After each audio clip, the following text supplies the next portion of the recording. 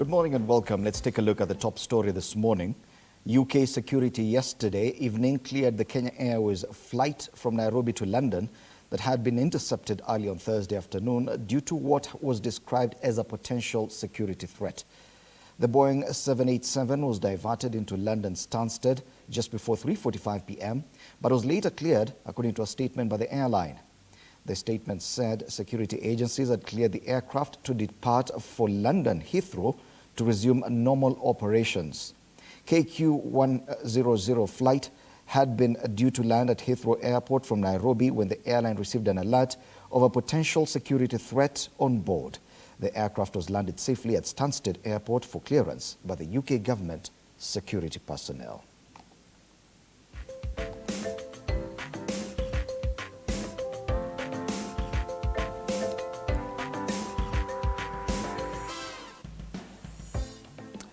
Let's now take a look at what else is headlining on this Friday, 13th October 2023.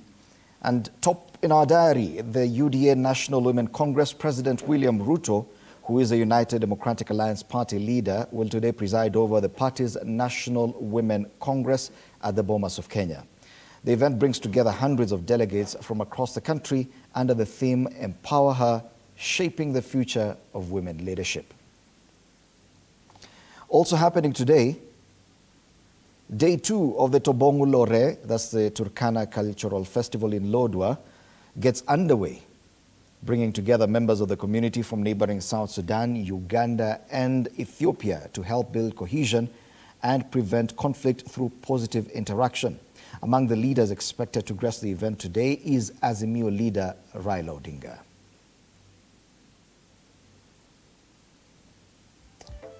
Elsewhere, the Ministry of Health is today holding a two-day local healthcare manufacturing expo at the KICC starting this morning. The event brings together local pharmaceutical companies and seeks to explore the future of manufacturing. It will also provide a platform for industry players to network and gain valuable insights. We'll be live later on from that venue with my colleagues Stanley and Flora, so do stand by for that. And still in the diary, a few more items. The Kenya Editors Guild is today hosting a golf and fun day at the Royal Nairobi Club. The organizers of the event are promising a day of fun and prizes for those in attendance. The event will later in the day culminate in a networking dinner and a fireside chat with some veteran journalists. And finally, also today, it is World Egg Day for lovers of eggs. This day was established at Vienna 1996 when it was decided to celebrate the power of the egg on the second Friday in October each year. Since then, egg fans around the world, me being one of them, have thought up new creative ways to honor this incredible nutrient powerhouse. And the day of celebration has grown and evolved over time. And that's the day's diary. Let's now take a look at the dailies. And on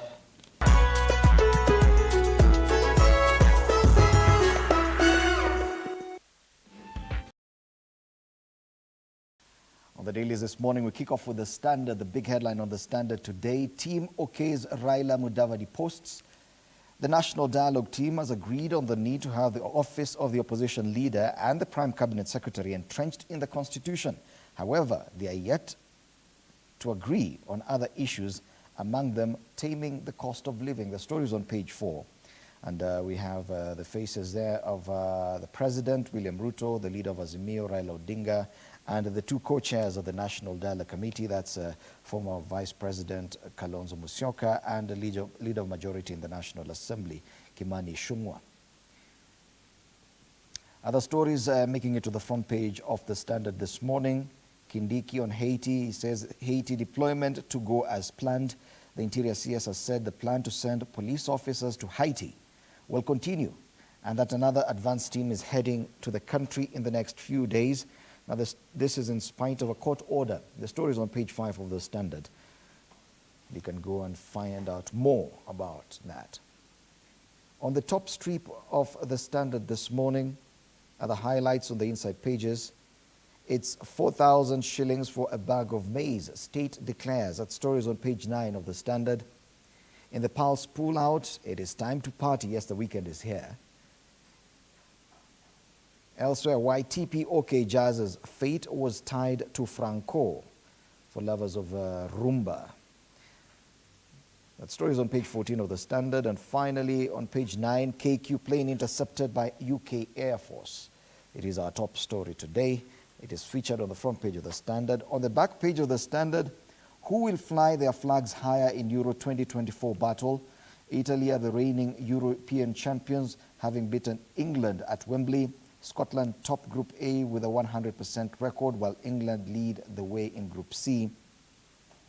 And fixtures of today's Euro 2024 battle: Estonia face Azerbaijan, Austria playing against Belgium, Iceland will face off with Luxembourg, Liechtenstein versus Bosnia-Herzegovina, Netherlands versus France, Portugal versus Slovakia, and the Republic of Ireland versus Greece. Those are just some of the fixtures lined up for today in the Euro 2024 battle. Something to look forward to for the lovers of sport. We'll continue with the dailies, and let's take a look at the Daily Nation this Friday. And the Daily Nation has gone with that KQ story. Why KQ plane was diverted in London. Kenya Airways says the incident was stood down by security and aircraft cleared. And they give the chronology of events at 9:05. That was a scheduled departure. Actual departure happened at 9:18 a.m. Scheduled arrival at 16:15. Status diverted to Stansted.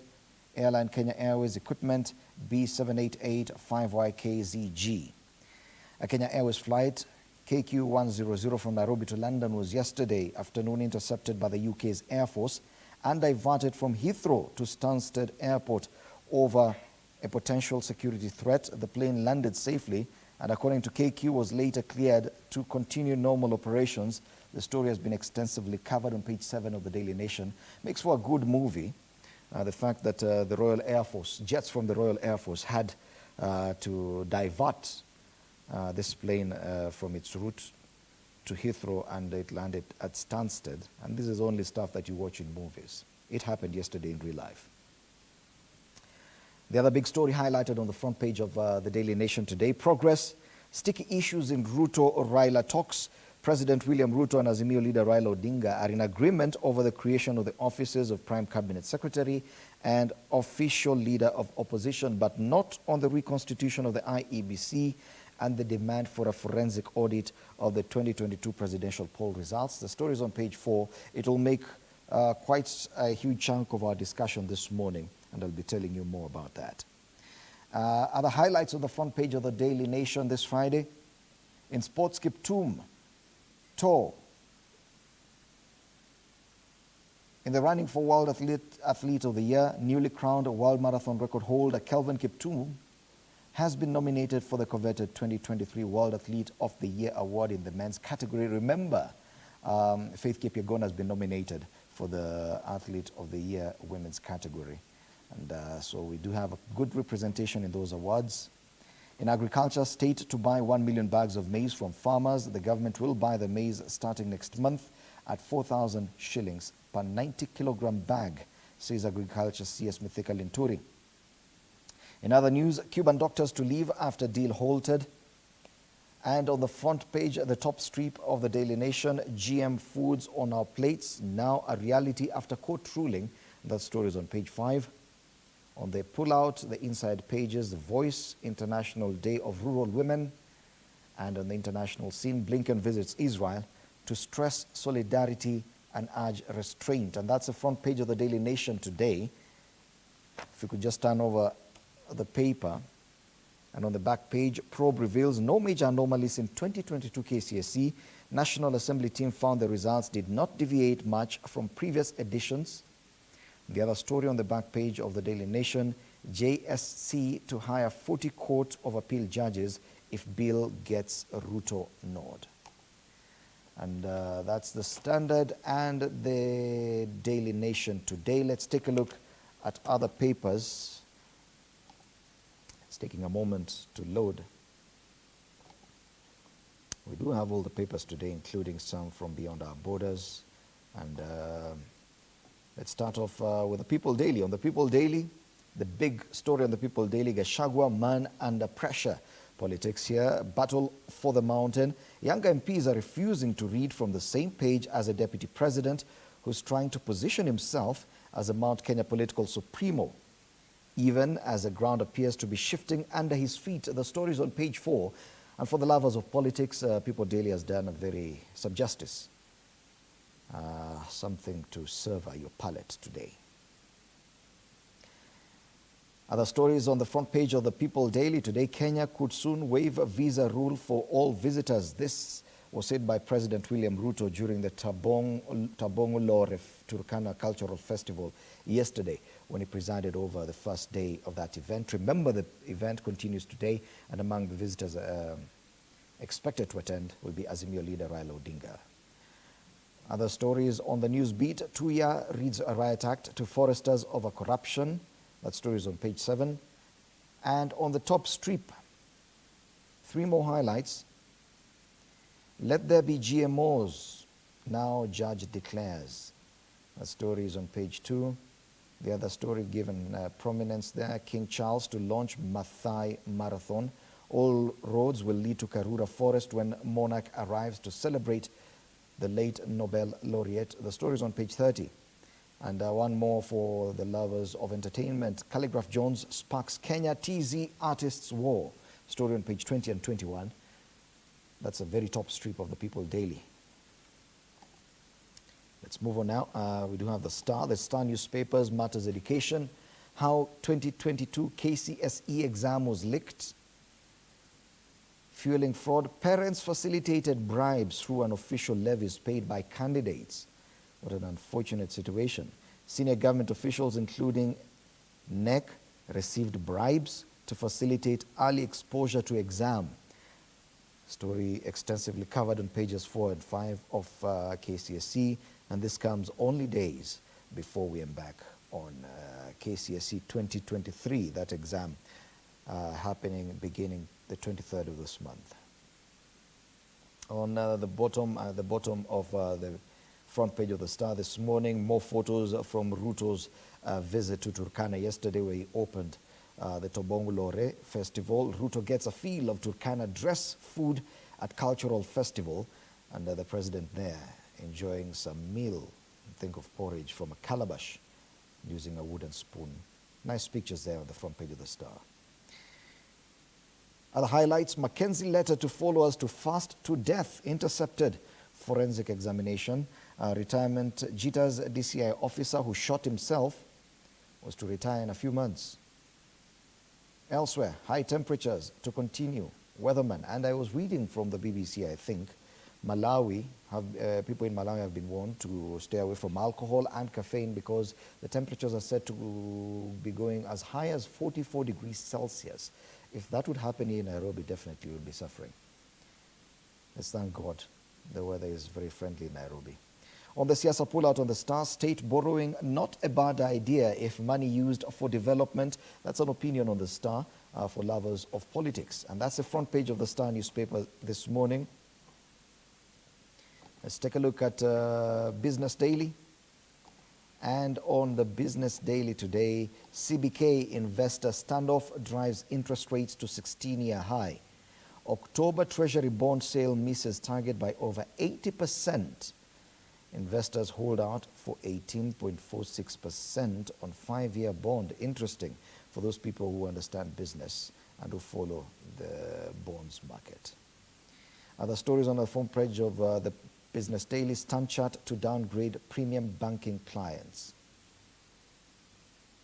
Other highlights, relief as diverted KQ London flight cleared by UK Air Force. KRA tax demands rise amid field visits by new enforcers, and NHC among first recipients of 63 billion shilling house levy. And an opinion on the top strip of the Business Daily, from a shopkeeper to hospital CEO, we badly need to urgently create a government investment corporation as was proposed by a presidential task force in 2014. That opinion and quote attributed to Jaindi Kisero. That's a business daily. And on to gazeti la Taifa Leo Ijumaa hii. Habari kuu kwenye gazeti la Taifa Leo: watu wa Ruto walia, tuna kiu cha maendeleo. Kila mtu hapa ana hamu ya kushiriki kikao cha kupanga mkutano utakaowaleta pamoja wabunge kwa masaa mawili. Mbunge wa Nandi Bernard Kitur asema hivyo. Washirika wa rais walalama amekuwa akitumia rasilimali nyingi kwa upinzani. Habari kuu pale, watu wa Ruto walia. Kundi la wanasiasa kutoka bonde la Ufa, ngome ya kisiasa ya Rais Ruto, wamelalamika kuwa rais amepuuza eneo hilo kimaendeleo. Habari kamili kwenye ukurasa wa pili wa Taifa Leo. Pale kando, vidokezo zaidi. Mwangaza asusia kikao cha madiwani. Gavana Kawira Mwangaza wa Meru mnamo Alhamisi alikataa kufika mbele ya kamati ya haki na sheria ya bunge la Meru, akisema sheria inamlinda dhidi ya kuhojiwa na madiwani. Habari kamili kwenye ukurasa wa 5. Kwingineko, mahakama ya ruhusu wa Kenya wale GMO. Na kwenye masuala ya kimataifa, Papa ahimiza Israel Hamas kusitisha vita. Pale juu kwenye ukurasa wa mbele wa Taifa Leo, vidokezo zaidi. Madaktari wa Cuba sasa kurejea kwao. Serikali yasema haitasaini mwafaka mpya wa maelewano na madaktari hao. Habari kamili kwenye ukurasa wa pili. Na kwenye spoti, Ufaransa Ureno mbioni. Ufaransa kujikatia tikiti ya Euro 2024 ikishinda Uholanzi leo. Habari kamili kwenye ukurasa wa 20 kwenye gazeti la Taifa Leo. Sasa tuvuke boda twende Uganda, kule Kampala. Gazeti la Daily Monitor. The big news in Kampala this morning on the Daily Monitor: teachers jailed over plot to leak exams. You can draw parallels with what's happening in Kenya. A crackdown. The sextet was arrested following a sting operation by both the Ugandan National Examinations Board officials and the police after the suspects shared social media links with different schools on how they can be contacted for the material. The story is on page 4 of the Daily Monitor.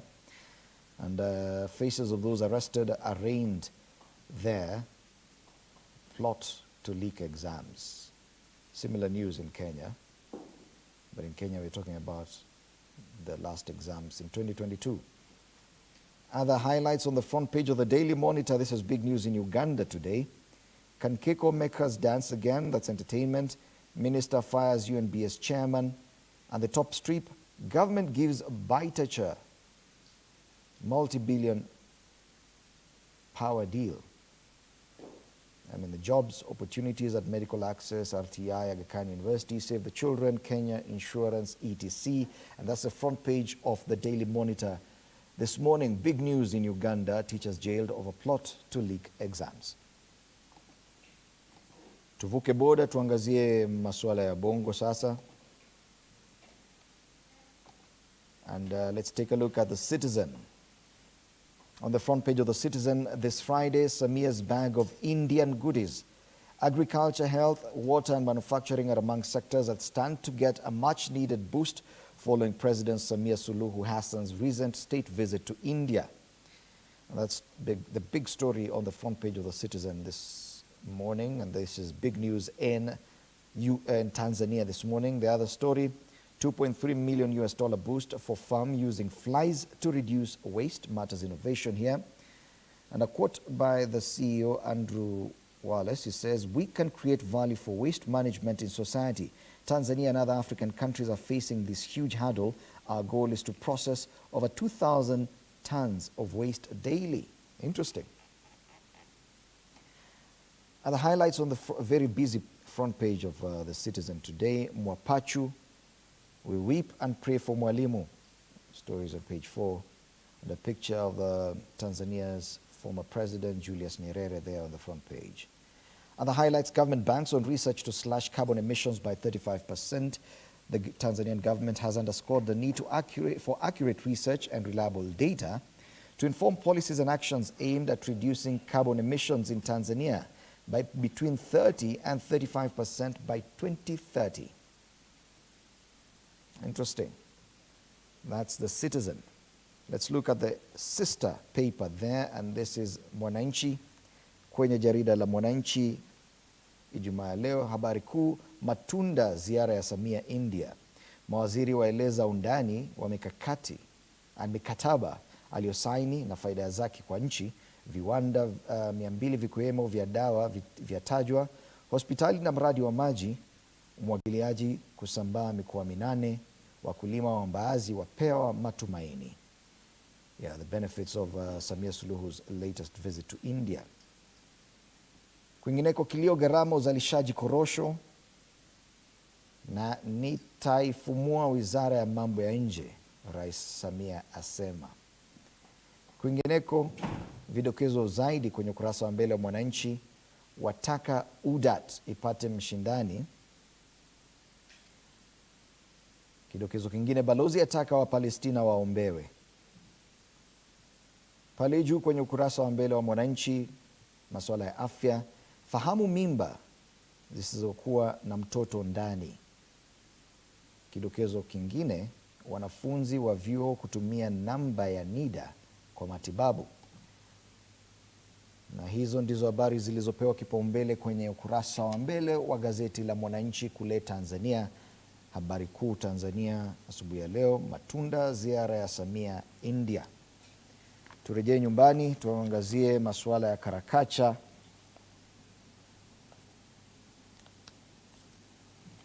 And let's start off with the cartoon on the Daily Nation. I hope they do have a cartoon today. And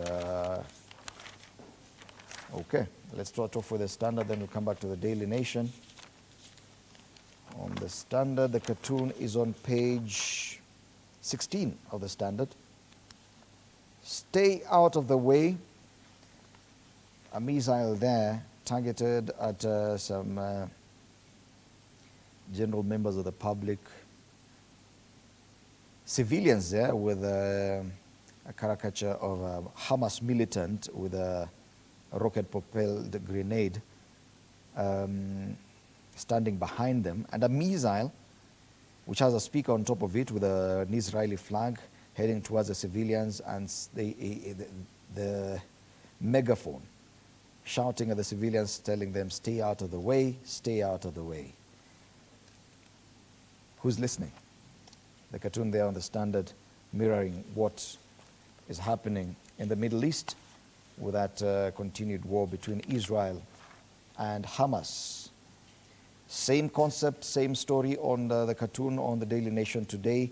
Matters, but this one with an African twist and the divisions in Africa.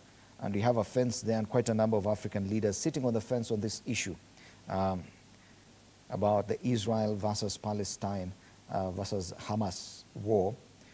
Of course, some leaders, including our own, on the side of Israel, others on the side of Palestine, but quite a number of African leaders sitting on the fence, non-committal on which side to support. And remember, questions have been raised on whether or not Kenya should have pronounced itself very fast on this matter. Interesting discussion, but yes, it would appear that both the Daily Nation and the Standard have gone with matters to do with the Israel-Hamas war. It is still big news. The death toll there has already risen to over 1,300 on the side of Gaza and 1,300 also on the Israeli side. And so it will remain a biggest talking point. And I can see even an opinion piece on the Daily Nation by Mutuma Matthew. The attack on Israel is one in a series of events which, taken together, represent the beginning of a crack in post-World War order. These are the signs of the times. Well, those are the dailies this morning. I'm just looking for, yes, the list of panelists for our discussion this morning. Do stand by for this discussion on the youth perspective. Mundalo Advice, National Youth Chairman, Jubilee Party. Ambassador Njeri Kahiga, National Youth Leader, Nyandarua County. And Nabiswa Brian, political commentator. That will be our panel this morning. Do stand by for this conversation, rather. You're watching Morning Cafe. Time now for a break.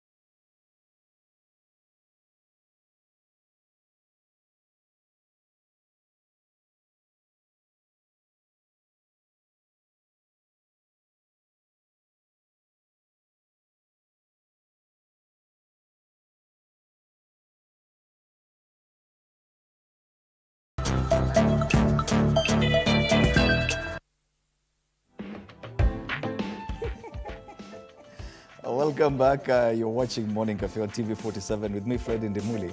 Time for us to get down to business and look at the youth perspective. This morning, we're privileged to have Njeri Kahiga, National Youth Leader from Nyandarua County. We're also expecting Mundalo Advice and Nabiso Bryan to be joining us. But before that, Njeri Kahiga, karibu sana. Good morning. Welcome to TV47. Thank you. Have a good morning too. Yes, dear viewers, you can continue interacting with us and on this conversation on our social media pages, TV47 News on X, TV47 Kenya on Facebook. Remember, my colleagues Stanley Nyaringita and Flora Limuki making their way to the KICC for a live event, and they'll be joining us later on this show. Do stand by for that. Matters Pharmaceutical and Manufacturing, an event organized by the Ministry of Health. I do stand by for that. But before that, Njeri Kahiga, on Wednesday this week, we're marking the International Day of the Girl Child. Yeah. And so many issues, especially that link up with our situation here in Kenya, came up. A lot may be said. It is more than 28 years since that Beijing conference where issues like affirmative action were given prominence. But 28 years later, it would appear that even some of the provisions that the 2010 Constitution gave us on issues like affirmative action, like the two-thirds gender rule, those are the issues that remain unresolved to date. And questions do arise on whether or not we have done justice to the girl child or the woman in this aspect. And since you are alone and you're the only lady on the panel this morning, it is only fair that we start from there. Do you feel that we've done justice to the girl child? Being honest enough, I think we've walked a mile. We are not yet where we are supposed to be, but I think we've walked a mile. And giving reference to the recent conclusion that were decided at the bipartisan talk, I think point number 2 was to the two-third gender rule. And true to it, Kenya, we are yet to get to where the Constitution placed the girl child. But progressively, we have walked miles, because today, when we check the female governors, we can see the female governors. Back then, you would not even imagine you would wake up to an elected woman.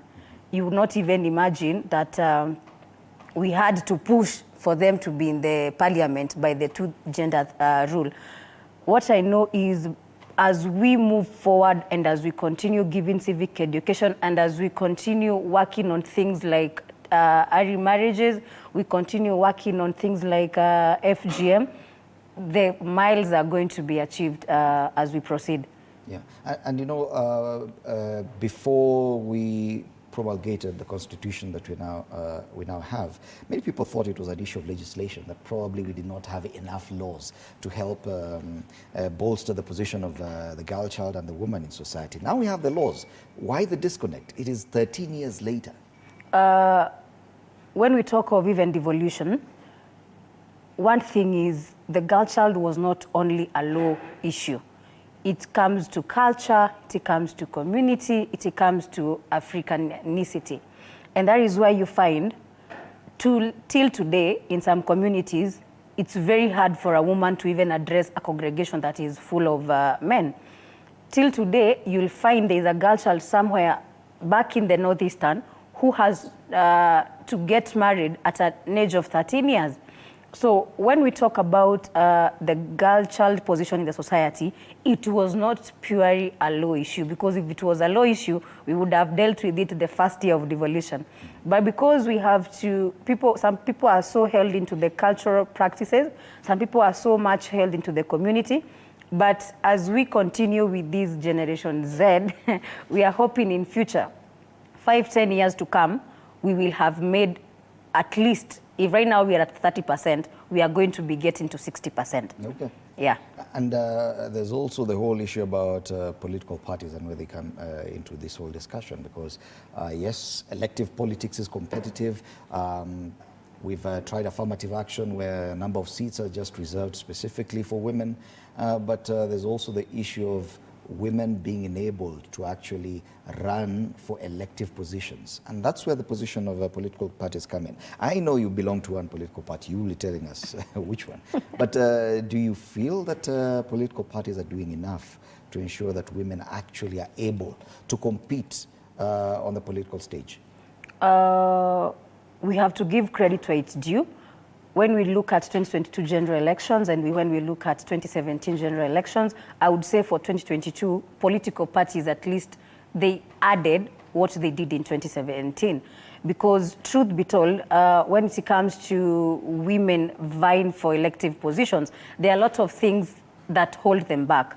Money being the first factor, their position in the family being in the second position. Because you find people will look at it like, when you will be leading this nation, who will be doing your roles in the family? And political parties, for instance, Jubilee, where I come from, if you check on our leadership, from the party leader to the least position in Jubilee Party, you are going to find that we have made it very possible that we have women in those positions. For example, when we talk of the young people, today the Jubilee Youth chairperson, Angel Mbuthia, she is a lady, a young person, and she is also a lady. So when we talk of political parties, and particularly when I talk of Jubilee, I would say, as long as women can also be part of the officials, and as long as women can be pushed a little bit higher, because when you are funding women, at least you cannot fund them 50-50, because when this woman is going to run there, the challenges she faces from the community, if a man is supposed to use resources worth 1 million, a woman will have to go an extra 500,000 on top. But surely, Jerry, and you talk about Gen Zs, and when I look at the general structure of that demographic, the girl child appears more empowered than the boy child when it comes to Gen Zs. Don't you think that this issue of affirmative action, we're pushing it a bit too far? We're still trying to empower the girl child, who's already empowered way beyond the boy child? There is the perspective that we look with just the view of how things are happening, and there is the real data view. If you talk to people who deal with the data, they'll tell you, truth be told, affirmative action, the way we perceive it with the naked eye, and the way data is given to these professions are two different scenarios. Because I can tell you, until today, here in Nairobi, we might not be talking of early marriages. But when we go to Turkana and those other northeastern counties, you will find it's still a very major problem. In 2023, we are still talking about FGM. And right now, FGM is not only happening in the northeastern counties. You're even hearing it happening in Kiambu, where you would expect in 2023 such a thing is not happening. So when people say that the girl child has been empowered, they are looking at that girl child that is being portrayed by the media.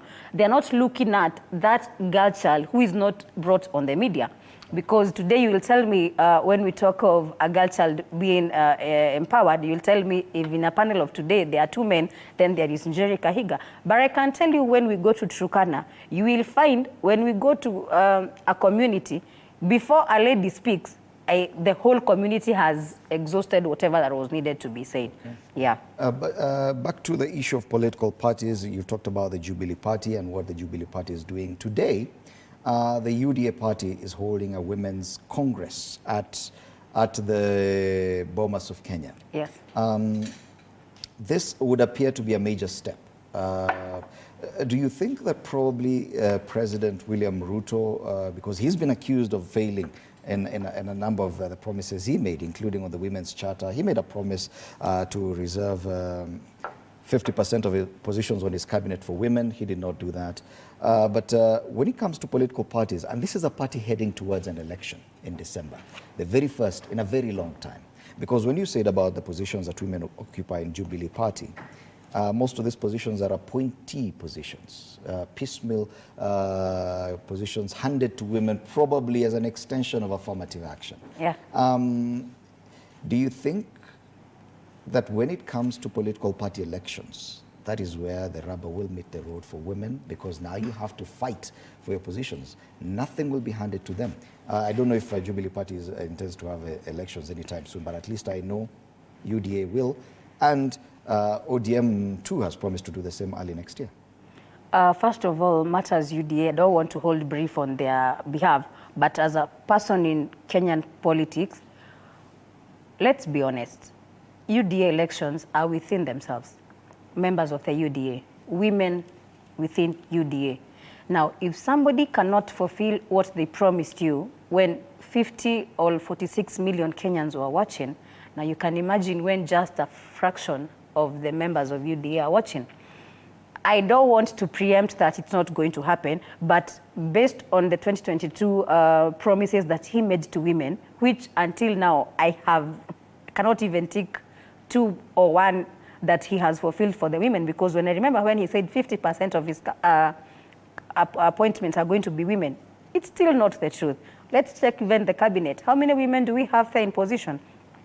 Let's check at those nominations, those when we wake up and hear somebody has been appointed to be a CEO somewhere or whatever parastatal that they are going to be heading. The women factor is still not there as he promised it during elections. So when it comes to anything concerning UDA, whatever he said, they should be sure it's not really going to happen. Because if it was to happen, he would have done it when he had so many positions. Now you can imagine UDA elections will not have any nominations. It's purely elections. Yet in 2022, they had elections and where women would fit in, and nominations where they would be pushed in if the gender rule did not apply. And it will take us back to the same question of women waiting, sitting back and waiting for piecemeal appointments, as opposed to going for it, because power is taken, it's never given. But allow me to welcome Nabiso Brian, political commentator, into this conversation. Brian, good morning, karibu sana to this panel. And we were engaging with Njeri Kahiga here on issues around women and whether or not justice has been done towards issues, especially on the political front. You just found us having this conversation on the position of the political parties and what part they play in ensuring that women are actually able to take part in competitive elective politics and not just affirmative action and appointments. We're in a situation where in 2 months' time where the UDA has said it's going to have its first elections. No other party has held elections in over a decade in Kenya. I think the last party to hold elections was probably KANU back in the day. Maybe others have done it, but at a very small scale. ODM has done the same, and today UDA is meeting the women, holding a UDA Women Congress at the Bomas of Kenya. Do you think that it is an opportunity for the women to actually entrench their position, starting from the political party's position?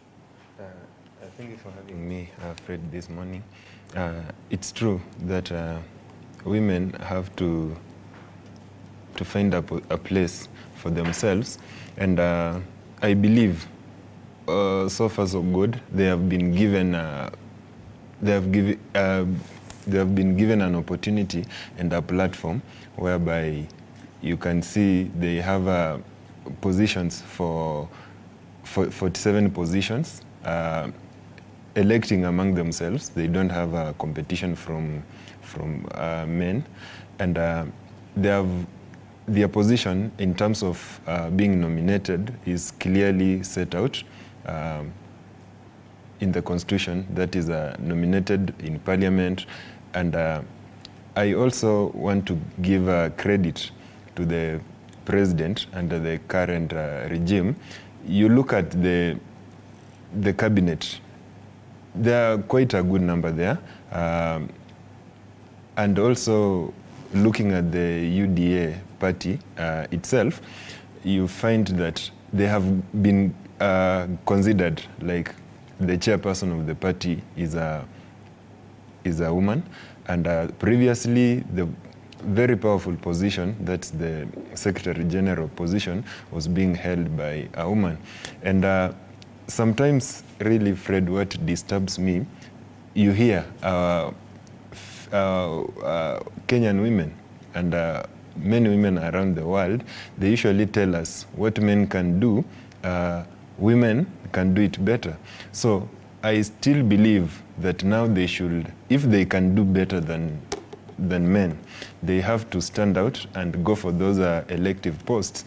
And also, I want to bring in this initiative by the first lady, the second lady, the supposed to the deputy president.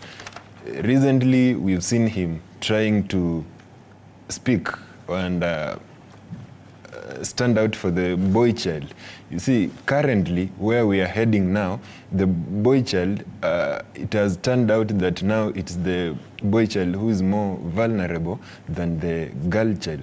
So, whatever has been given to them up to now, I still believe that it's more than enough, and they have, for the past 10, 20 years, they have been molded. They now have to stand out and go for those positions. And so far, for those few who have gone for those positions, you see now we have around 4 governors, female governors. So they can do it. Now it should not all be about that two-third gender rule and being given positions for free. Let them now come out strongly and fight for it.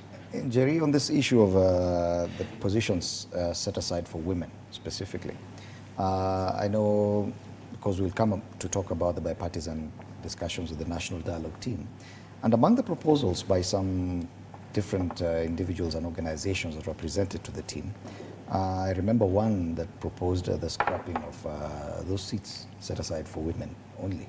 And they say they are necessary. At this day and age, women should be able to compete competitively for elective positions and not positions on a level playing field with their men counterparts.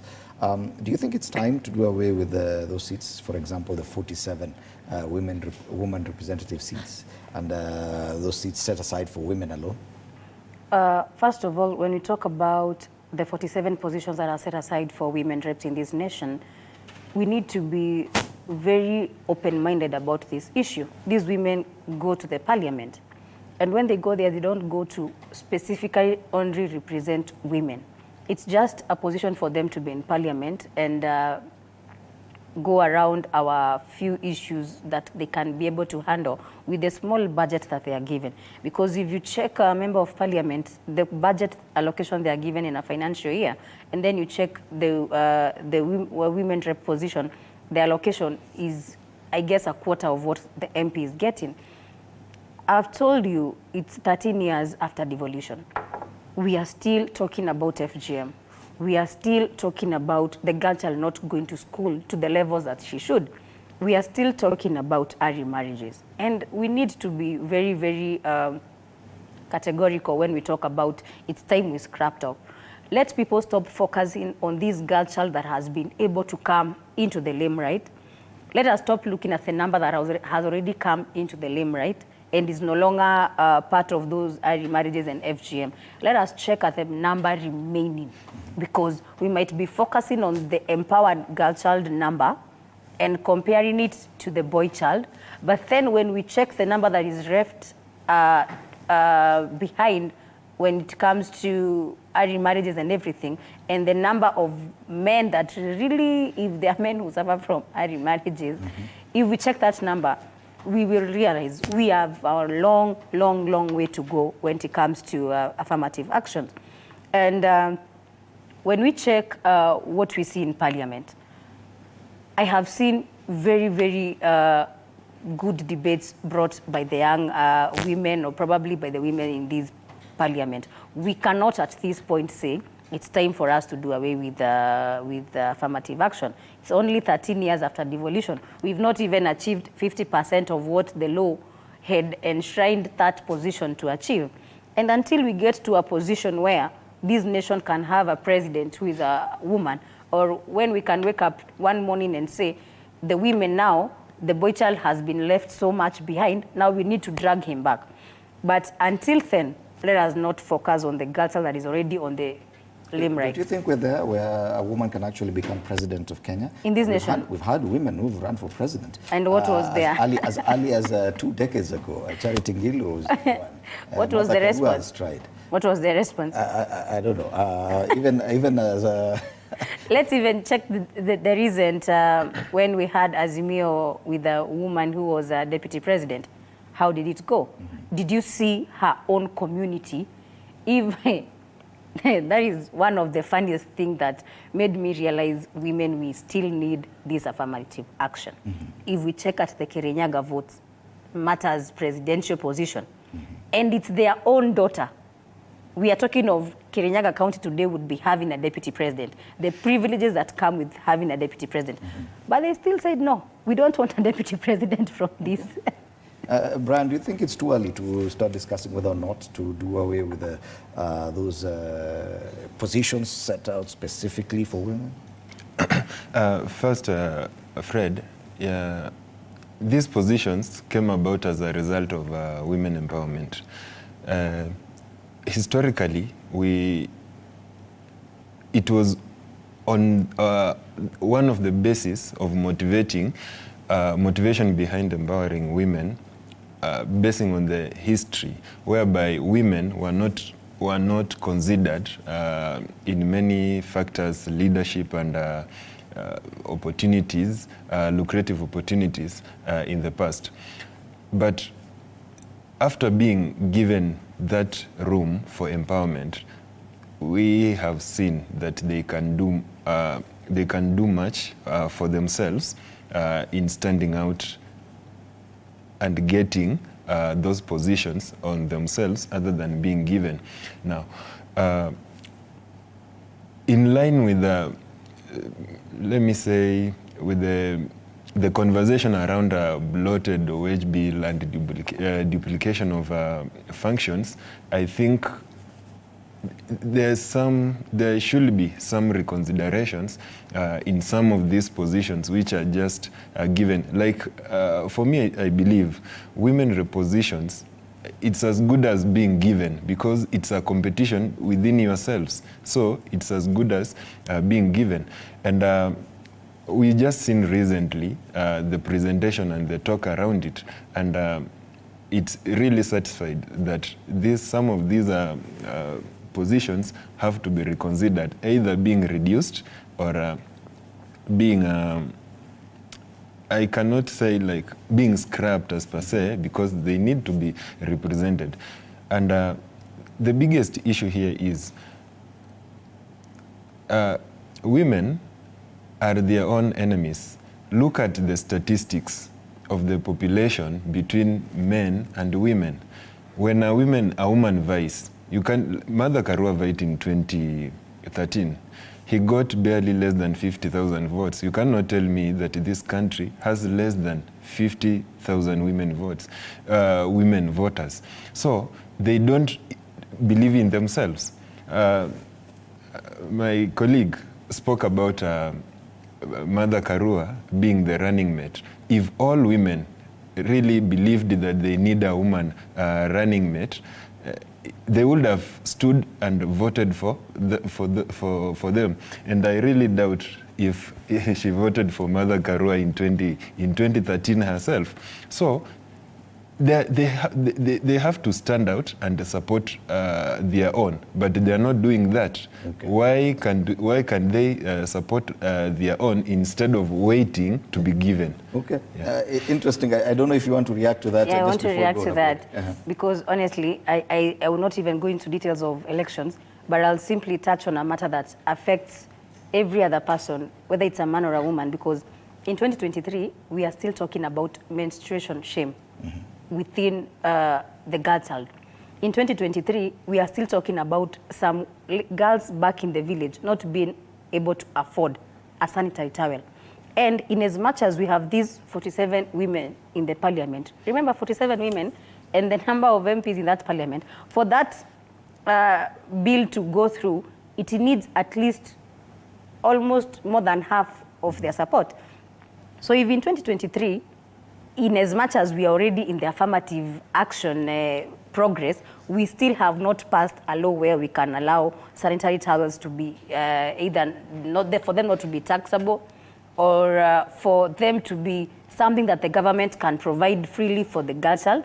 And we want to talk about reducing these positions. Kama sahizi, we are at 47 women and they have not yet managed that bill. When we get them to 20 positions, we mean we are going to be taking the girl child a step back from where we are going. I would think the day that we get to maybe dealing with some of these things, because in 2023 we can't be talking about menstrual shame, surely, and we have these women in parliament. So, but because they are walking that path, because I've seen members of parliament, like even in the Senate, these women, Honorable Grosia, talk about it and talk about how she wants to table this thing in parliament. But what challenges is she facing? She's facing the challenge of trying to engage the men in parliament, and they don't really see that thing, because when we talk about a finance bill that is going to add problems to this nation as taxpayers, ilipita haraka sana. But when we talk about menstrual shame, it has still not even started level 1.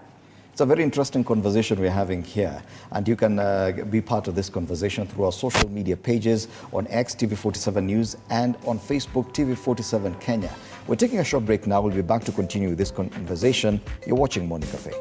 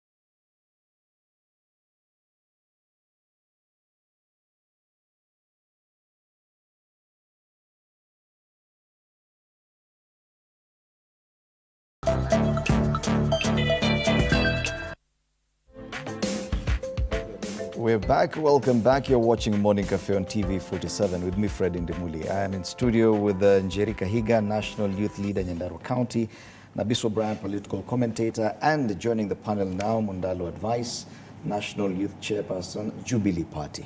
Karibu sana, Mundalo. We've talked a lot about the women because we've just come from a week where we were celebrating the International Day of the Girl Child, and we're looking at the woman's position, especially in politics and political party politics as well. Before we come down to this issue of the bipartisan talks and the issues that are being discussed there, or some of what they've agreed on, and whether or not they will be consequential to the Kenyan public. There's this issue of the elections, the party elections that we expect for UDA and ODM later. ODM, I think, early next year, UDA later this year. And because today is a youth perspective, I'll ask a similar question on like what I asked Njeri. And for the youth, do you think that they have an opportunity to actually entrench their position in these political parties? I know most of the positions right now, and we're discussing this, have been appointive, that probably your position as a youth chairperson in Jubilee Party was an appointee position. The party is here to carry out elections. Do you think that this is the right time for the youth to actually vie for this position and ensure that they have proper ownership of the party? Thank you, Fred, and thank you for having me this morning. It is true that actually my position was appointed by then President Uhuru Kenyatta, but every position on the neck of a political party must be approved by the National Delegates Conference. Now that is what makes it elective. But then the approach that UDA is taking of starting it up from the grassroots is a very good approach, because again, it makes the leadership directly a people-responsive leadership. But the issue might not necessarily be the young people getting elected. The issue majorly is usually the young people having a voice. That is what matters the most. Whether it's elected or appointed, the voice is what matters. Because we have had instances where, yes, you have youth leadership. Remember, in every political party in Kenya, for you to pass registration, you must have someone called a youth leader. Now, in Kenya today, I don't know if apart from myself, we have any other youth leader who is from political parties, who has presence and is known even by their own party members. Mostly it's because the position exists, yes, but to what metal does it really come with? Do you really have a real influence in the political party? I have had instances where you sit down with fellow youth chairs or presidents in political parties, and sometimes you feel like some of them are really clothed. They do not have a real voice in the political party. So yes, it is good for the election to happen. But the disadvantage also to young people is that not many young people can really muscle the financial muscle you need to pull through an election conclusively. So that is also another issue. So in as much as it makes you a people-responsive leader, in as much as it makes you come straight from the grassroots, but you can also see that the advantage of running is not to everybody then, because now you need a real muscle, you need a financial muscle to run. If you want to be a national leader, you must be able to traverse this entire country. You must be able to look for the delegates themselves in that space. Are you saying that such an approach would actually disadvantage the youth, grassroots party elections, that the youth would not be able to marshal the kind of support to run for a national position in the party? Yes, I'm saying it would disadvantage them. Of course, not all the youth will not afford it. We have some who will.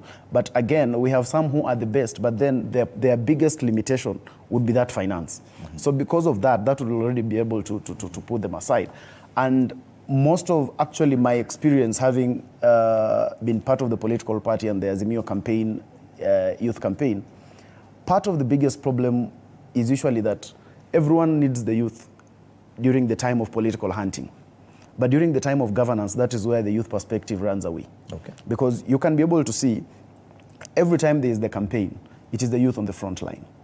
Yeah, and that's why even right now, we keep championing and saying the Kenya Kwanza administration came into governance on the basis and on the backs of the young people of this country.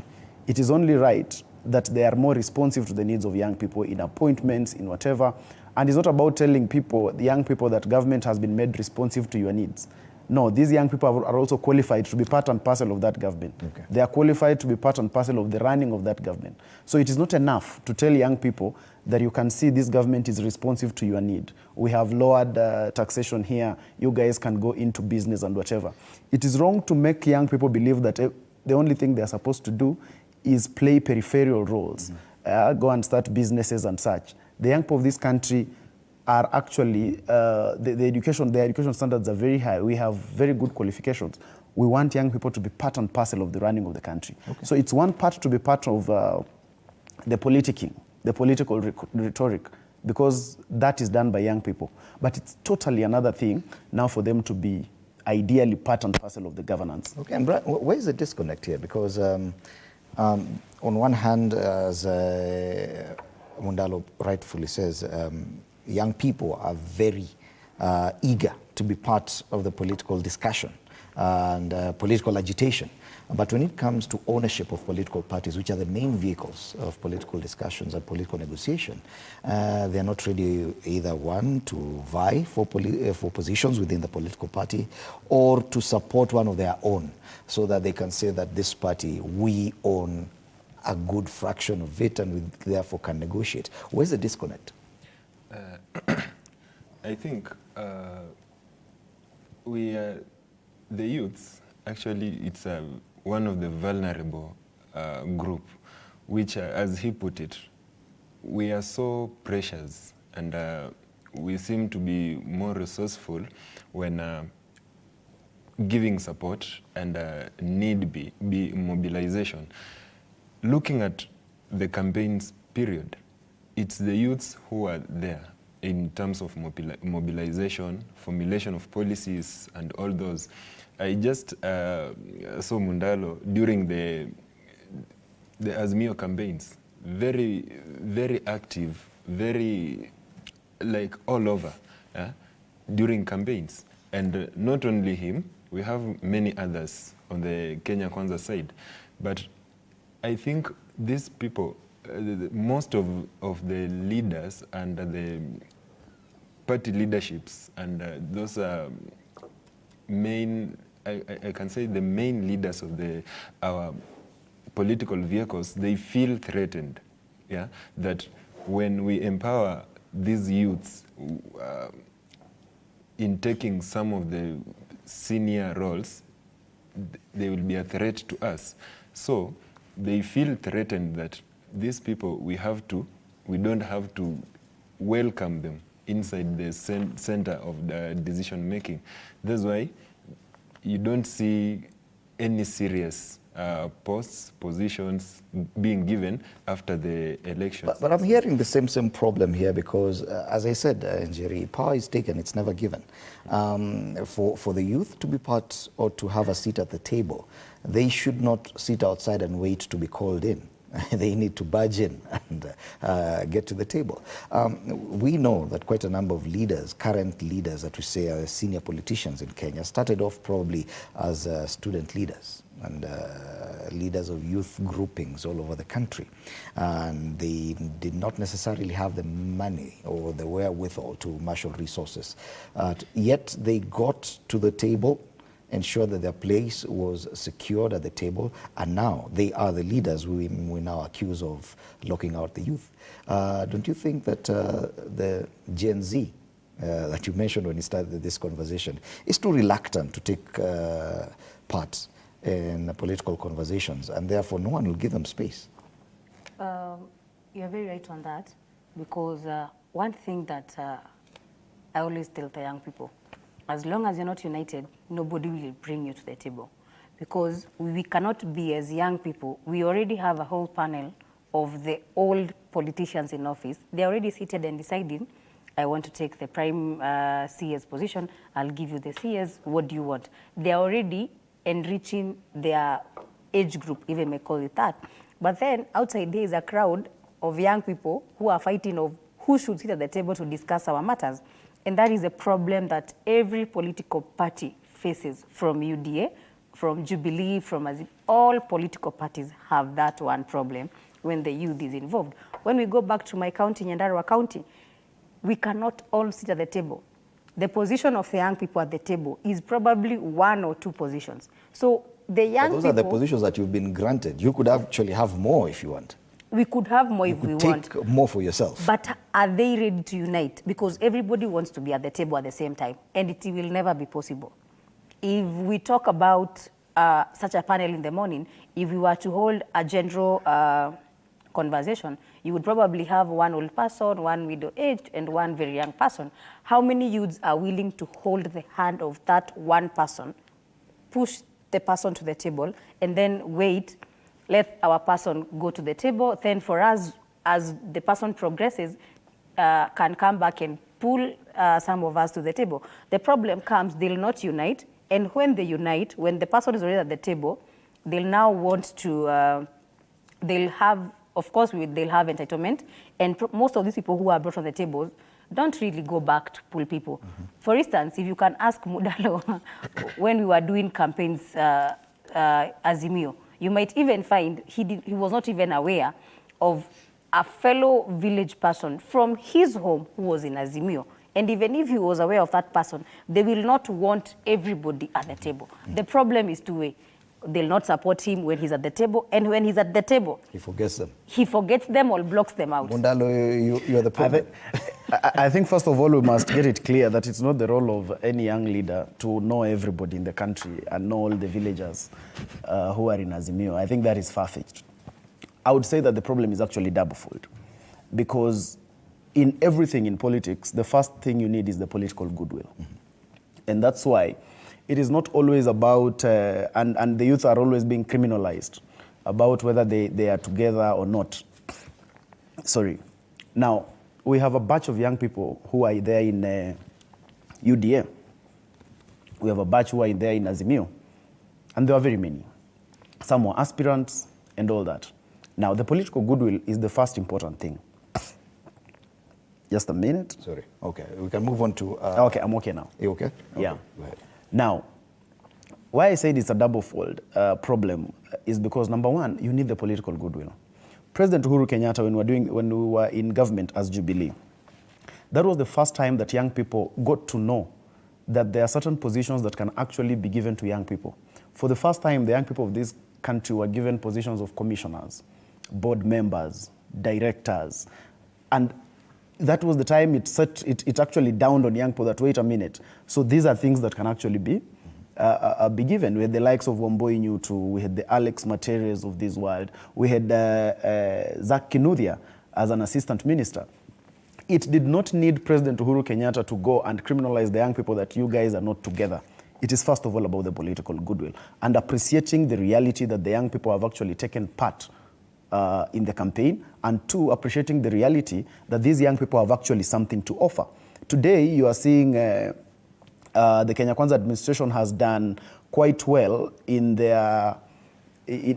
picking up from journalists to get onto their communication wing. It is not because journalists were criminalized to go and sit down and be told, go and become united or something, but it's because they were able to understand the value of the journalists and the communication in government. And that's why you can be able to see right from interior, they're now having a journalist who came from the media house to them, from State House. You can be able to see that. So one, I would say the political goodwill is very important for young people. And that has been done.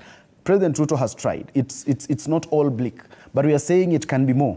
We are saying, for instance, we have kept saying he promised a Ministry of Youth when he launched the Youth Manifesto and whatever.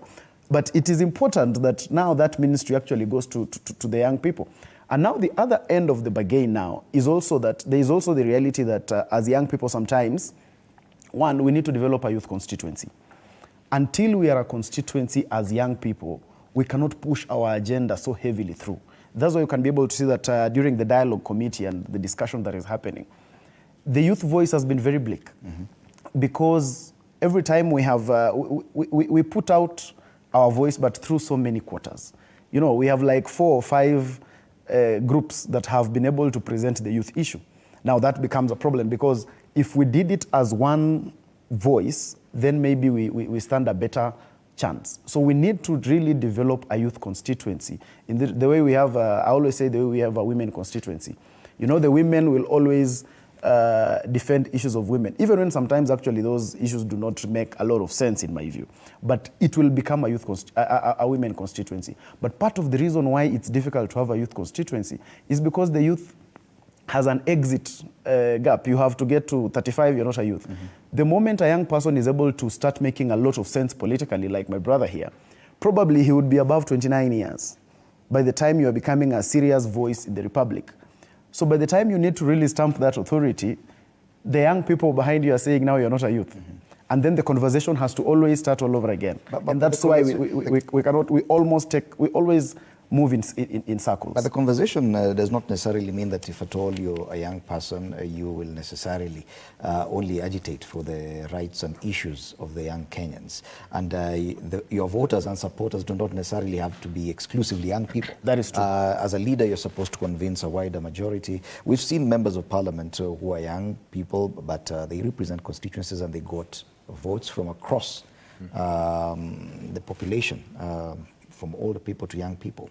But my concern mostly is on the capacity of the youth to actually secure ownership of political parties. Big parties like the UDA now, which is the biggest party in the National Assembly and the Senate. Parties like ODM, whose leadership right now comprises people who are almost exiting the political stage. Yes, we've seen the Secretary Generals are very young. We could call them youthful, but do not qualify as youth, but younger Kenyans. But these positions are appointive. It is their capacity to ensure that they actually manage to own these parties. From the days of KANU, being a member of KANU from the grassroots level was serious. And it will be the very first time that we are actually experiencing grassroots level elections, if at all they happen, because we are yet to see. Are you confident in the capacity of youth leaders, even at the grassroots level, to actually come out and ensure that they run the party from whatever level? Okay, it's an issue that I'll call it's a wait and see issue.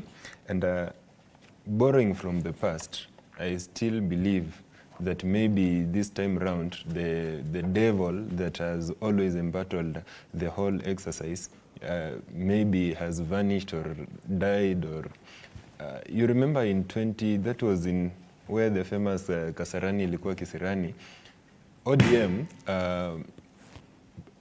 carried out a very nice grassroots election at that time. Attempted to. At the grassroots. Okay. The problem came at Kasarani, where the men in black emerged and the whole issue was in shambles.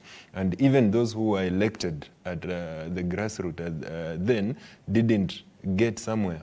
And there was, sometimes back there was an exercise whereby every village was, that is every location, they were electing young people. And after the election, they vanished to the air. We didn't see their practicality. So this time for the UDA, we just have to wait and see. But it's a good signal that we are going to have this election, and even in those election, maybe there is that category for the youth representative. For those few who will manage to get the senior positions, they will be so unlucky, because our society itself, I don't believe they are ready for the young people. Looking at some of the young leaders currently we have, I'll just borrow an example of Mheshimiwa Babu Owino. You remember, at first, that was in 2013, he vied in Westlands, and the whole story, he says, he just tried to give a brief story of what happened. He did not even get, he himself says that he didn't even see the results for the nomination. Probably, maybe he won, but being a young person, he was not considered. Currently, look at Mheshimiwa Salasia. He has vied earlier. So it was not easy. The community, it's not even ready for the young people. You will be told, well, you are still young, wait for some time. So being a young person in leadership, it's like warming the bench. You just have to warm the bench until you reach a certain age for you to get there. Pay your dues. Yes. And Fred, sometimes I really blame and consider the framers of our constitution as the enemies for the young people. Just like women empowerment, youths also needed to be empowered. Now, looking at Article 55, it doesn't clearly state whether youths have to represent themselves or being represented. Actually, it talks about being represented. Now, right now, if you tell me you are represented by who? A young person, an older person. We don't have a clear legal framework to stand on them. Today, women in parliament, you don't get 2/3. They have all the right to go the legal way and they'll get their right. But for us, it's a challenge as the young people. I'm back to my question, Njeri, because it's this reluctance by the youth to actually get involved, get your hands dirty. Because politics, all politics is local. Look at an example like Barack Obama. He started off as a community mobilizer. It would appear that many Kenyan youth who want to get involved in politics are already looking at the positions at the national level. You want to become an MP, a senator, a woman rep, or sit in cabinet. Yet we are talking about the importance of the grassroots. And hence the elections there. These are places and spaces where the youth can actually get involved in community mobilizing. Youth are very powerful in their own communities, but the reluctance of youth to actually even get involved in these conversations at that level, don't you think it denies them the opportunity to rise through the ranks to get to the national level where everyone aspires to be? I want to maybe give a different opinion to what my fellow panelists have given. And yes, it's true. Youths might not be per se reluctant. Maybe the efforts they put miss a point in their way up the ladder, because in politics, consistency is very important. In politics, again, how you play your cards is very important. When we talk of the young people in politics, I'll give you a very simple scenario. For the last 1 year, if you check the youth in all parties from ODM to UDA to Jubilee, if you ask us about the young people, you will today tell me Njeri was here, you will tell me tomorrow Njeri was there. First of all, the young people have made politics a business of the highest binder. Mm-hmm. When we talk of ODM senior members, the people of like Baba, you can be able to trace down Baba's journey with consistency. That is why when we talk of Kenyan politics, we can't miss him out. But yet I know there are so many people who started with him, but along the journey, we don't know as the Kenyan space of politics where they went to, because they missed consistency.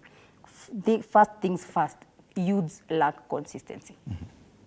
And the moment there's a fracas between political parties, the first person on the line is usually the young person. If you check the case of Jubilee, if you check the case of UDA, as we speak right now, we are talking of, we are looking at this, the division of the president and the deputy president when they start throwing jabs at each other. The persons who are going to be at the center, you will not find senior politicians. Mm-hmm. You will not find the likes of Mudavadi. You will not find the likes of Kina Orengo. You will find the likes of the young politicians in UDA. And that is why when I hear youths talk about we are missing our position, yes, I also say we miss the position.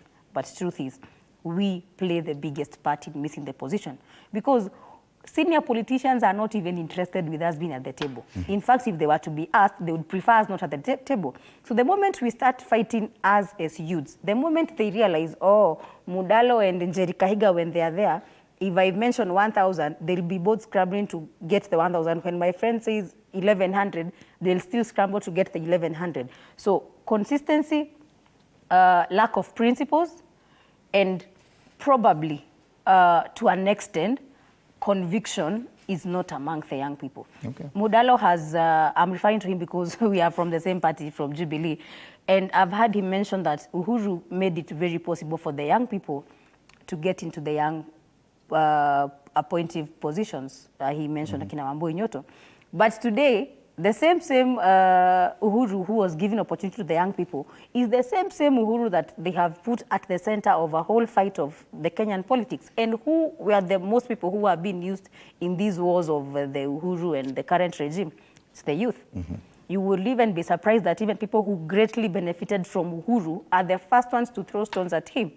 And we forget when these senior politicians will one day come together, because they will always come together. People of the same age group always have a way of letting bygones be bygones. And they don't care of the other party that is behind them. They will settle their issues and proceed. Yet, the people who are at the center of the whole story will be left, they are stranded. And that is where the young people always lose it out. We are not convicted, we go with the highest binder, we are not even sure what we want in politics most of the time. Okay. I want us to move this conversation now to what we are seeing happening at Bomas of Kenya with the National Dialogue Committee. And they've already agreed on a few issues. And one of those that is not in contention is the office of the Leader of Official Opposition, the office of Prime CS, CDF and the other funds. And once again, the question of is the youth represented in this? Are the issues that are affecting the youth represented in this? Fine. They are yet to release all their report for us to see whether or not they've managed to tackle everything.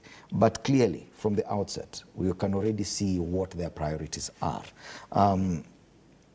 Issues like cost of living, which are directly affecting the Kenyan youth, unemployment, high taxation, issues to do with education, those ones are not a part of what they've already agreed on. Do you feel that the youth's voice has been drowned at this point, that even with this conversation, the way it's heading, and whatever outcome that will come from Bomas of Kenya with the National Dialogue Committee, the youth may not actually be represented in it? First of all, I would want to say that the smearing of the youth as though they are doing nothing is also not very right, because there is, like you asked the question, whether the youth are actually dirtying their hands. And having been in this youth space and the youth leadership, especially during the campaign period, I can assure you that the young people of this country are doing a lot of dirtifying of their hands. The young people of this country are doing a lot in mobilizing. Both Azimio and Kenya Kwanza would not have come where they actually got to without the young people. So it is not right, it's not true that the young people are sitting pretty and it looks like they're just waiting for something to drop for them to have. They are actually doing a lot. But then maybe it's just that sometimes what they're doing is on the grassroots and it's not all aired out here for everyone to be able to see. But I can assure you, if you go down to the grassroots, if you go down, you will see many young people. Recently, when the Secretary General of UDA was in Bungoma and saying he's receiving defectors to UDA from Ford Kenya, you're able to see very many young people line up. Those young people might not be known to this republic, but those young people are known in Bungoma. Those young people have a voice, and that's why they attracted that attention for them to be able to move to another side. And it is not always that when young people make decisions, they have to be called that they were bought. The older people are moving from one political party to the other every other day. If consistency is anything to go by, all these older folks have been to almost the equal number of political parties as their time in politics. And nobody judges them. But when a young person makes one move, we want to start saying he has been bought, he has been none, he has been everything. It is not the reality. The young people are also just playing the politics as the politics ought to be played. So it is, I do not agree that the position is so bleak that young people are doing nothing at the end of the day. Then coming to the issue of the bipartisan, it's now the dialogue committee. I would not want to say that issues of young people have not been addressed in totality. For this reason that one, the report is not yet fully out. And two, I do not want to criminalize the fact that they have come up with the Office of the Prime Minister and the Office of the Prime Cabinet Secretary. Because we have a background in this country where we always feel like anything that favors anyone who is not us is a wrong thing. And politics must respond to the realities of a country. That's why when you go to Uganda, generals sit in parliament. Yeah? Because the reality of that country, based on its history, is that there is a space for those kind of people. And if you do not put those kind of people there, then the country's peace is actually threatened. Now, we are a country where, when you trace back our history, inclusivity has continued being a moving target. Yeah? And we are a country where, when countries are young, I always say, they are built by individuals. It's until countries get to a certain level that then those countries actually build individuals. So we have people in this country who believe in certain people, and that is the political reality. They believe in the existence of this particular person, the existence of this particular person. And if that person is not on that table, those people believe that they are excluded. So for us to face the political realities is that, first of all, we must feed into the reality of the country. Because today we have a young person who is Kalenjin and he is jobless. But that young person believes that he is part of government. And yet he is suffering like the rest of the Kenyans. But that young person has motivation to even apply for jobs when they see them, because their perception and something in their mind tells them that we are part of government and therefore we have a chance. We stand a chance. We stand a chance. And that is just what this is being able to do. That at the end of the day, because inclusivity has continued being a moving target, we have tried it with devolution. And we thought with the coming of counties, there will be less interest at the national level. That has not actually come to be a reality. Therefore, that means the country and its population still believes in the existence of that top, what we call the cake. That if there is nobody we believe in at that cake, then we don't believe that we are part of government. So in as much as it might not look very good for optics, it will look like it is, I saw the headline said they agree on position for the big boys. In as much as that might look as bad as that, but that is the political reality of this country. And when you go around this country, you'll find that we have more people who are actually in agreement than those who are not. So to heal a country, you must start with the reality on the table. Okay. But then we keep insisting that the issues of young people in this country, including the cost of living, actually that is the most important, because when the economy is not doing well, the person who is the most affected is the young person. And so I do not want to go quickly and blame the entire dialogue committee because they have not given its conclusive report. Because we have young people there who are represented. We have Okango there who sits on the secretariat. And I want to believe that they have been able to propel the issues of these young people. I don't want to believe that they are not there in totality. Plus, in as much as we're saying the young people are not usually on the table, what can make you know that these young people do a lot of work? Walk around all the political leaders in this country. They are researchers, they are personal assistants, they are communication directors.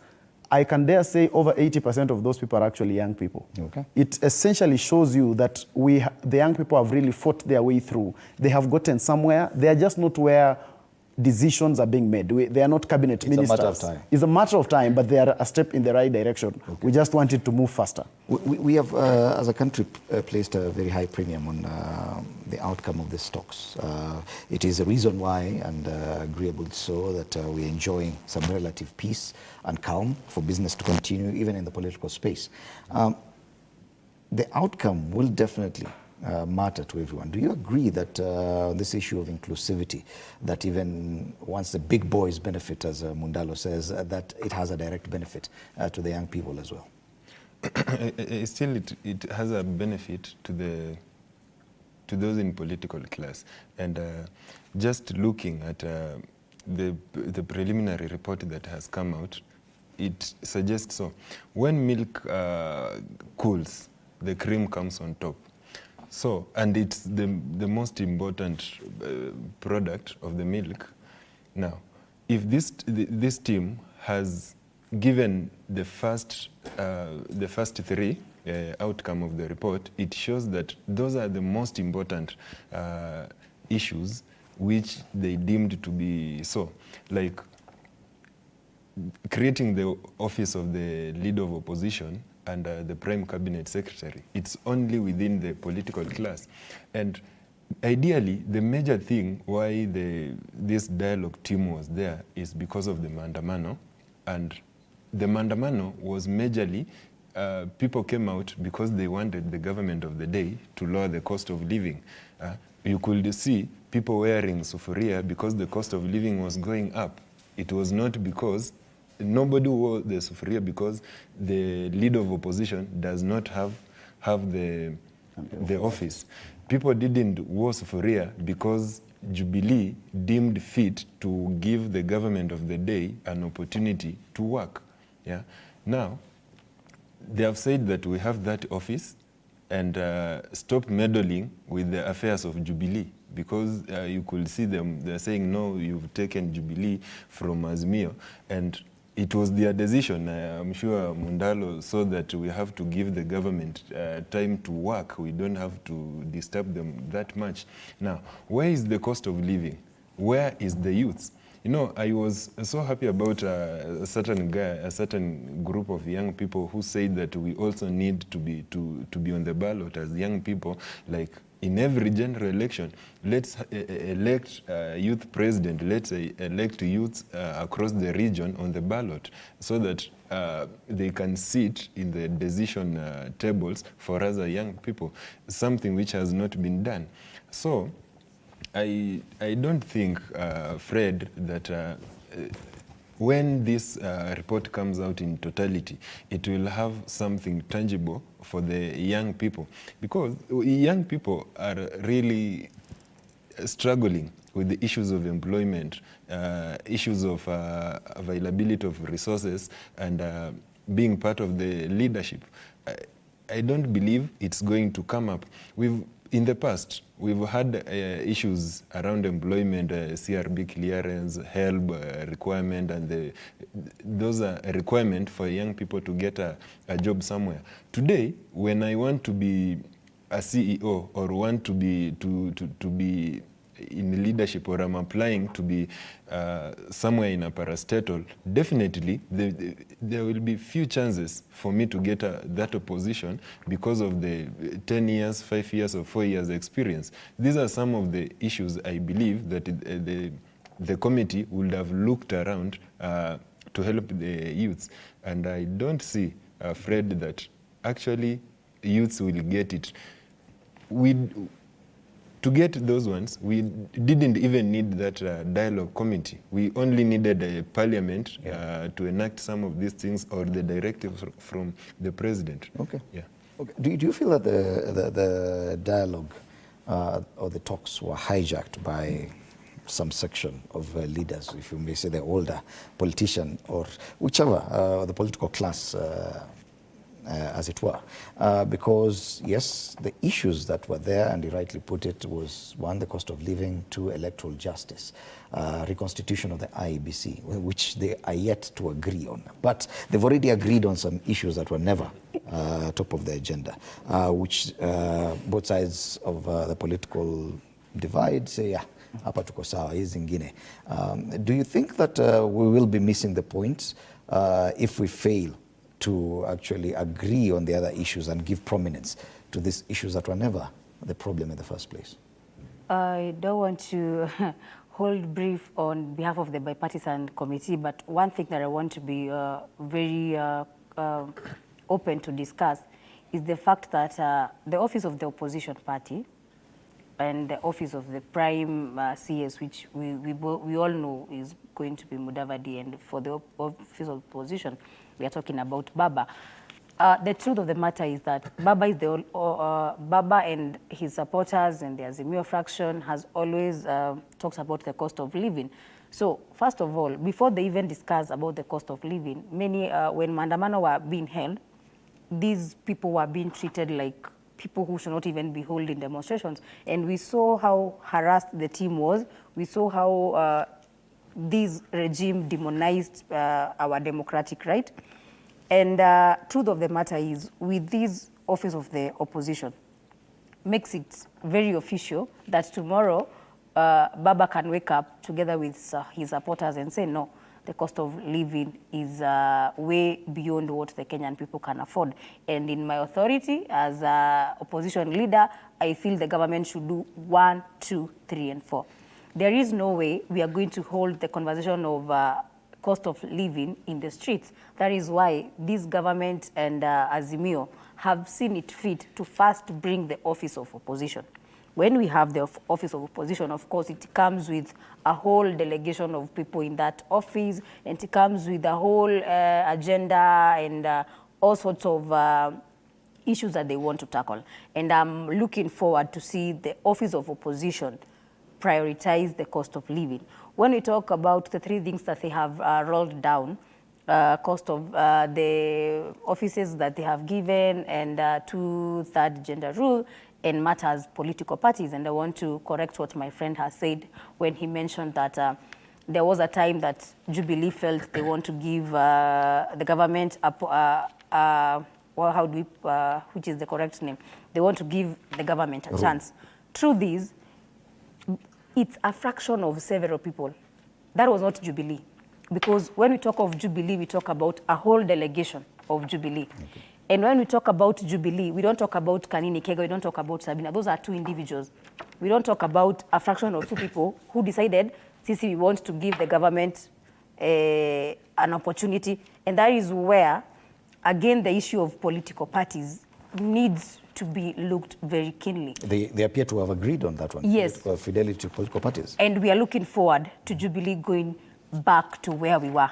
This issue of people waking up and thinking they can hold hostage political parties and the independence of political parties. Because when we talk about political party, we cannot have opposition in government. Okay. Who is going to keep the government in check?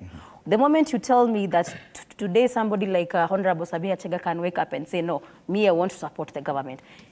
You cannot speak on behalf of a party that has millions and millions of people. You want to support the government, you need to go as an individual. Okay. But the position of a party and the independence of the party that I am very, very looking forward to, the bipartisan talks have really addressed a very critical issue, because opposition, the moment you're not in government, you cannot be halfway in government. Okay. You are either in government or you're not in government. Okay, so we must agree that on the political issues, bipartisan, the National Dialogue Committee has done well.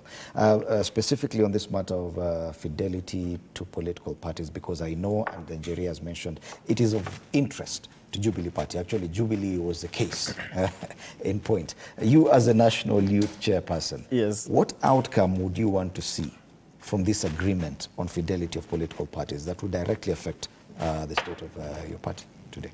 I agree with that point from the Dialogue Committee, that political parties have, first of all, to be owned not by individuals. And the biggest problem, and I sit here and I sit on the neck of the Jubilee Party, so I think I would rightfully speak for Jubilee Party, and not my sister who is saying that some people in some quarters. A neck of a political party is what runs a political party. Political parties are run by the National Executive Committee. Jubilee Party has 28 members of the NEC. 24 out of 28 members of the NEC stuck to the party going one direction. Which direction? We said we are the ruling party at that time. Our party leader handed over power to the next person in Kasarani in broad daylight. How are we going to say that that person is in office illegitimately? It was not going to make sense. It doesn't add up. It doesn't make sense to the simplest of common sense. And what we said is this: because we have had a chance to govern this country, and because we have handed over power to the next person, we should actually be judged as one of the most democratic political parties with a very democratic party leader. Because not many people, and not in Africa, not many countries have seen situations where a president has supported someone who lost and the president handed over power. That was Jubilee Party. We were not going to be part and parcel of the conversation of saying, this president is in office illegitimately, we need to remove this president. If you remember, that was the beginning of the conversation of Azimio when we were going to the streets. And we made that voice heard. What is happening now is that now everybody is agreeing with the position we took very early in life.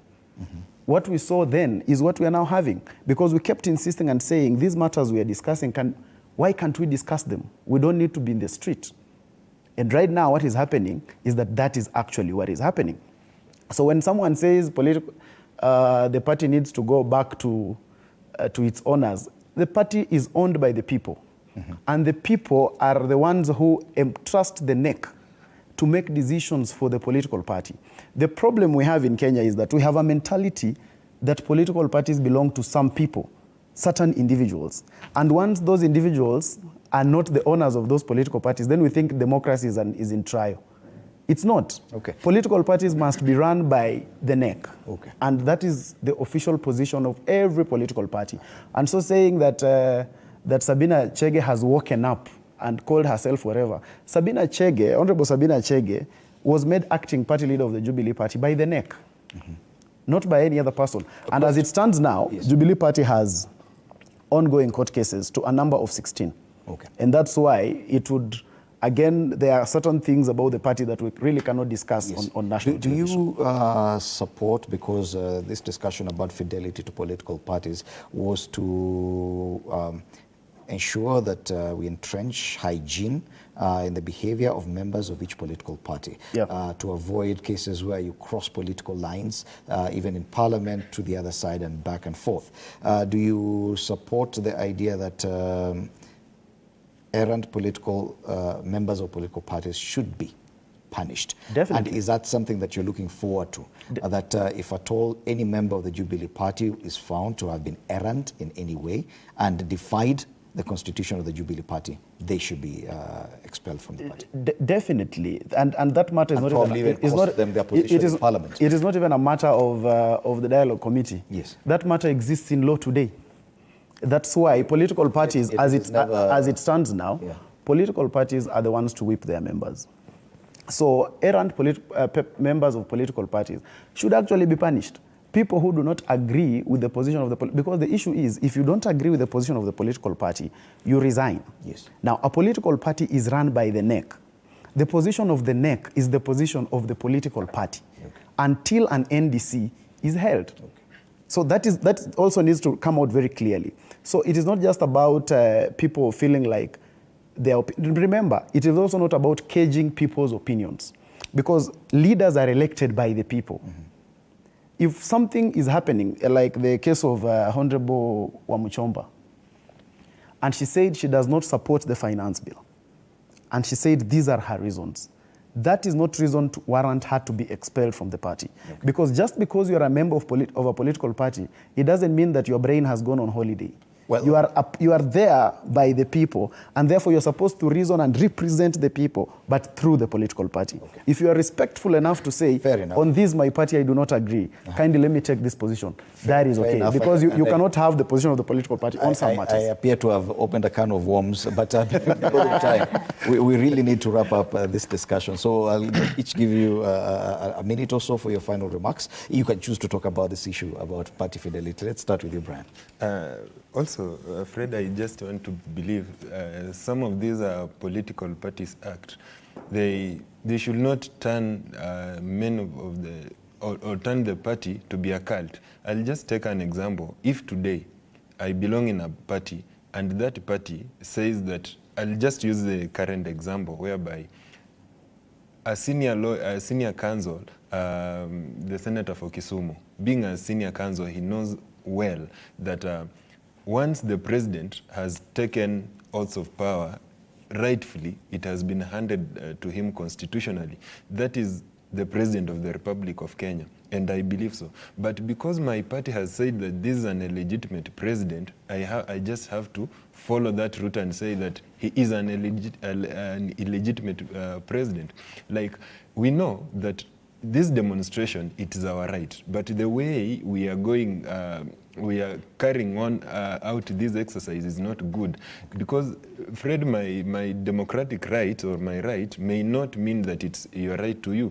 During demonstration, we had those people who needed to go to work, people who needed to go to open their businesses. But because of demonstration, the environment is not good for those businesses. But because my party has said that let us go for demonstration, and I feel that this thing is going to bring issues around to affect other people's rights, I should not just fall on that route. So it should not make me to follow the party as a cult, but also give a room to think, as just he put it. Some of your right should give you a freedom to exercise, but within the party. Okay, thank you, Brian. Njeri? I want to conclude this in a nutshell, and I want to tell Mudalo one thing.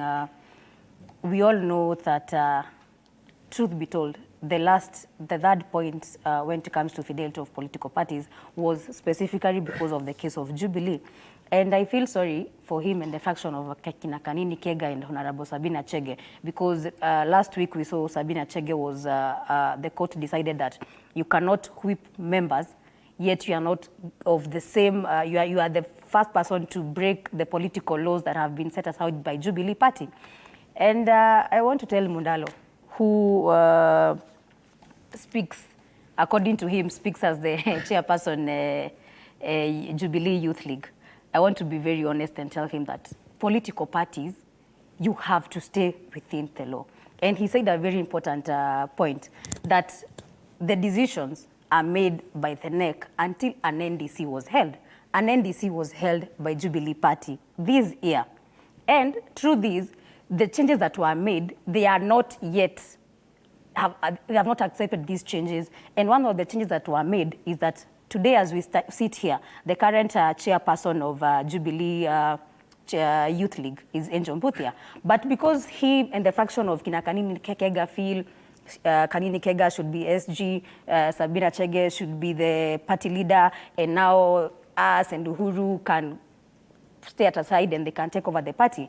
Through this, if this issue was at the bipartisan talk, where we know they were not even part of, their faction was not even part of it, until the last day when we saw Sabina Chege and Kanini Kega walk in, after the discussion has been held for like 2 weeks, you are now coming in at the last minute.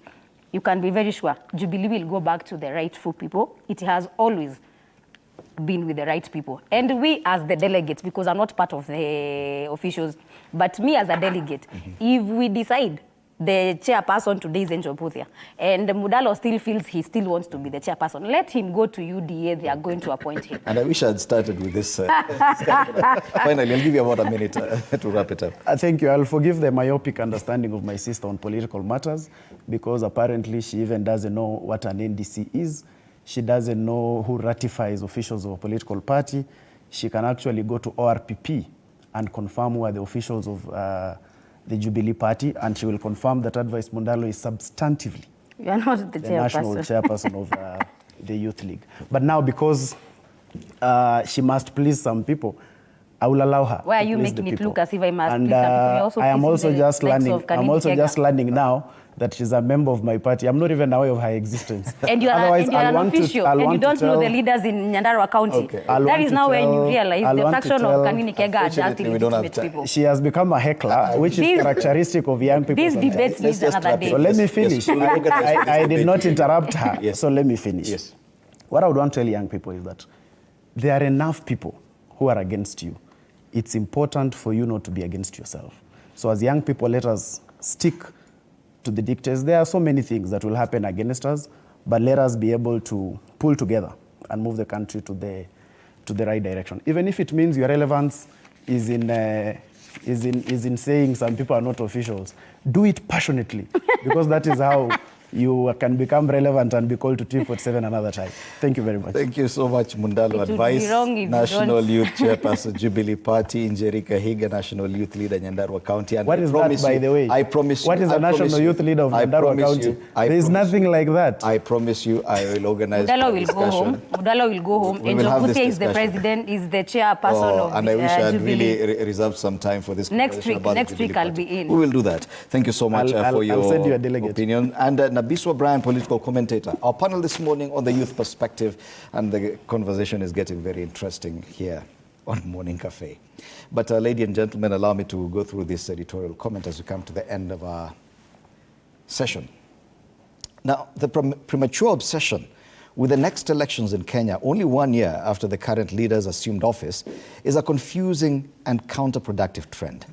It is indeed worrying to witness top politicians already engrossed in discussions about the next electoral cycle, while the people who elected them are grappling with the harsh realities of a high cost of living and unfulfilled promises. This fixation on future elections diverts attention from the pressing issues that demand immediate action.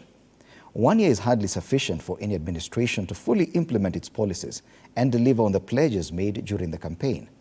It takes time to set a solid foundation for governance, understand the intricacies of the elected positions, and address the many challenges that the nation faces.